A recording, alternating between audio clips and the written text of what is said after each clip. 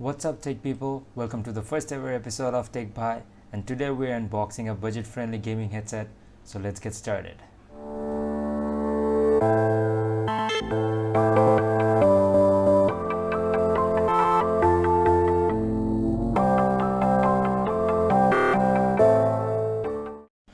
আমাদের মতো গরিবের কপালে মাইক বা ট্রাইপড না জুটায় চলুন আমরা ডিরেক্টলি আনবক্সিংয়ে চলে যাই অ্যান্ড দেখে নিই বক্স কন্টেন্টসগুলি।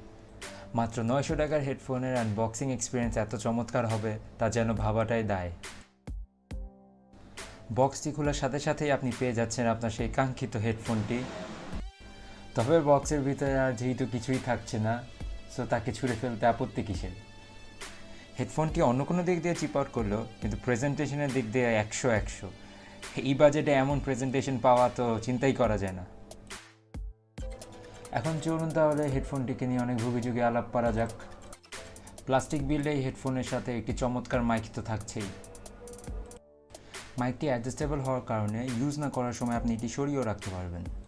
আর পুরাই জোস লেভেলের প্যাডিং ইউজ করা হয়েছে এই হেডফোনটিতে। এয়ার কাপস, এয়ার কুশনস থেকে শুরু করে হেডফোন ব্যান্ড পর্যন্ত পুরাটাই ফোমে প্যাডিং করা। কেবলের দিকে নজর পড়তেই বোঝা গেল এই স্টাডি কেবল এত ইজিলি ব্রেক হচ্ছে না। 3.5 মিলিমিটার অডিও জ্যাকের সাথে আপনি মাইক ইন লাইনের জন্য আইটি কেবল পেয়ে যাচ্ছেন। সো ফোনে ইউজ করার জন্য অ্যাডাপ্টার ছাড়া আর কোনো অপশন থাকছে না। তবে সাথে আরও থাকছে একটি ইউএসবি টাইপ এ কেবল, যেটির কাজ শুধুমাত্র এই হেডফোনটিকে আলোকিত করা। কিন্তু যদি এই টাইপ এ কেবলটি ইউজ করে আপনি অডিও ইনপুট বা আউটপুটের কাজে ব্যবহার করতে পারতেন, তাহলে ব্যাপারটা পুরোই অন্য লেভেলে চলে যেত। কিন্তু টাইপ এ কেবলটি হেডফোনটিকে ড্রাগনের মতো দেখতে ছাড়া আর কোনো কাজ করতেই অক্ষম। যদিও লাইট জ্বললে খুব ভালোই লাগে, বিশেষ করে অন্ধকারে। হেডফোনটির সাউন্ডের ব্যাপারে কিছু বলার আগে এক ঝলক আপনারাই শুনে আসুন।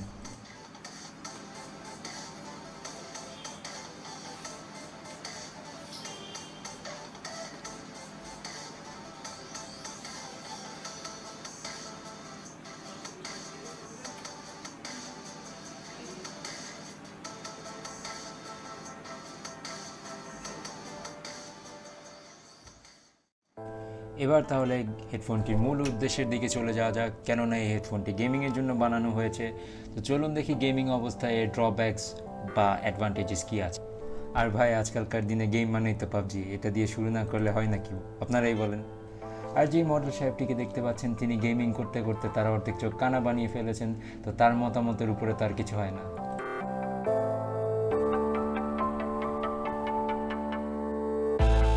তার মতে হেডফোনটিতে ভালো মতো প্যাডিং থাকায় লং গেমিং সেশন করলেও আপনার চোখ, নাক, কান কোনোটিই ব্যথা করবে না।